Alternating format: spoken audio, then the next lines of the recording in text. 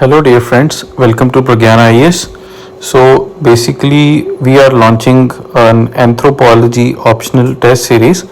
तो उसके लिए मैं आपको बताने जा रहा हूँ कि लास्ट ईयर भी हमने जो अपने चैनल पे एंथ्रोपोलॉजी से रिलेटेड क्वेश्चंस डाले थे तो वो कैसे डायरेक्ट आपके एग्ज़ाम में आए थे। तो बस उनका मैं एक हिंट देने के लिए ये वीडियो अपलोड कर रहा हूँ। तो ये हमारा चैनल है विशाल KS 2021। तो आप इसमें देख सकते हैं कि ये पेपर है, ये बेसिकली लास्ट ईयर का पेपर है, ठीक है। तो इसके बाद देखो कैसे मैंने बताया था कि लास्ट ईयर क्वेश्चन कैसे कैसे डायरेक्टली आए थे। तो आप यहाँ देख सकते हो ये सारे पेपर मैंने डाले थे। देखो जैसे मार्गरेट मीट से रिलेटेड क्वेश्चन आया था, क्वेश्चन नंबर 8A डायरेक्टली आया था।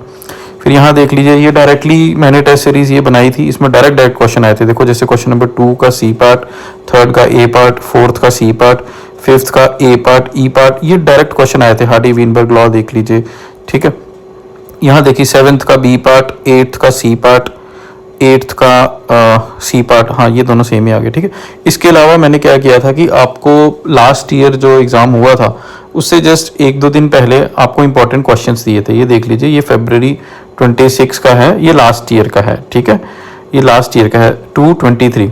तो यहाँ पे देखिए डिफरेंट फीमेल एंथ्रोपोलॉजिस्ट के बारे में मैंने आपको बताया था और डायरेक्ट फीमेल एंथ्रोपोलॉजिस्ट पे क्वेश्चंस आए थे पेपर में, ठीक है। तो ह्यूमो निएंडरथल्स डिबेट थी, इस पे मैंने आपको बताया था। डायरेक्टली स्वांते पाबो उन्होंने पूछ लिया था कि बताइए स्वांते पाबो को जो नोबेल प्राइज जो मिला था वो किस चीज़ से मिला था। तो वो डायरेक्टली निएंडरथल से रिलेटेड ही था। तो ये निएंडरथल जीनोम प्रोजेक्ट की कुछ फाइंडिंग्स थी जो इंपॉर्टेंट करंट अफेयर चल रहा था लास्ट ईयर, उससे रिलेटेड सवाल डायरेक्टली आए थे।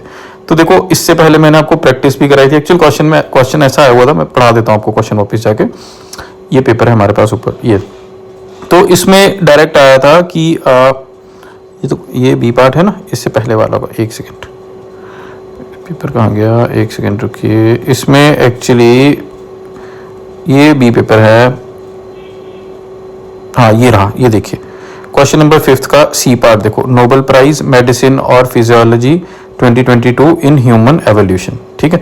तो कई बच्चे ऐसे थे जिनको पता ही नहीं था कि नोबेल प्राइज मिला कहाँ है, किसको मिला है। और हमारे ग्रुप में देखो ये उससे पहले 28/2 को हमने क्या किया था, इसमें एक क्विज रखा था बच्चों के लिए कि guess the personality you may use his work in your class assignments, ठीक है। तो ये जब मैं क्लास पढ़ा रहा था उस टाइम पे 2022 में हमने ये करा था। तो इसमें देखो मैंने इनकी फोटो डाली थी और फिर मैंने बच्चों के लिए क्विज रखा था, बताओ ये कौन है। तो देखो ये तनिष्क ने सही गेस किया था कि ही स्वांते पाबो, और यहीं से डायरेक्टली किस तरीके से क्वेश्चन आ गए। तो इस तरीके की क्रिएटिव वे ऑफ लर्निंग से हम लोग क्या करते थे कि पता लगाते थे कि कौन सी चीज़ इंपॉर्टेंट है और पेपर की। ये देखो ये भी मैंने दिया था इंपॉर्टेंट, डायरेक्ट यहाँ से सवाल आए थे। क्लिफर्ड गीट्स पे सवाल आया था, मार्गरेट मीट पे डायरेक्ट 10 नंबर का सवाल आया था, मेलिनोस्की पे आया है, रुथ बेनेडिक्ट पे आया है। ये सारे वो चीज़ें हैं जो मैंने इस ग्रुप में बच्चों के लिए डाली हैं। ये डायरेक्ट कोट आया था, इज एंथ्रोपोलॉजी अ साइंस। तो ये मैंने बच्चों को पहले ही दिन पढ़ाया था कि ये देख लेना, ये इंपॉर्टेंट है, ये पेपर के लिए आ सकता है।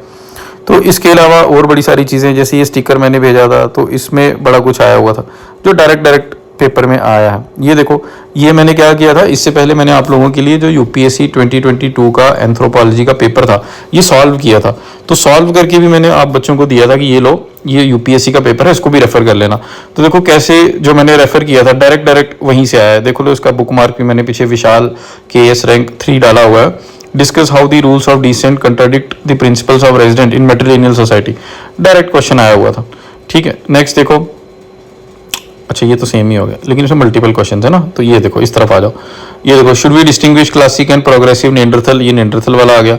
ये देखो why Heath and Carter used anthropometric measurement instead of photograph, ये डायरेक्ट क्वेश्चन 20 नंबर का यहाँ से आया है जो मैंने डाला था और आपको सोल्यूशन भी दिया था। फिर कूलरिंग वाला भी एक क्वेश्चन आया था, वो आगे बताता हूँ। अच्छा ये देखो ये कूलरिंग का क्वेश्चन डायरेक्ट आया हुआ है। तो यहाँ पे मैंने इतना बढ़िया से आपको ये बना के दिया था और डायरेक्ट क्वेश्चन आया था। ये भी आया था, how anthropological knowledge of human body may be used in designing equipments in articles, ठीक है। फिर सोशल सर्टिफिकेशन का सवाल आया था, वो यहाँ से देख लो। सिंबॉलिक इंटरप्रिटेटिव का सवाल आया था, वो यहाँ से। तो इस तरीके से काफ़ी सारी चीज़ें थी कि अगर आप अच्छे से फॉलो कर रहे होते तो आपको काफ़ी हेल्प हो जाती, ठीक है।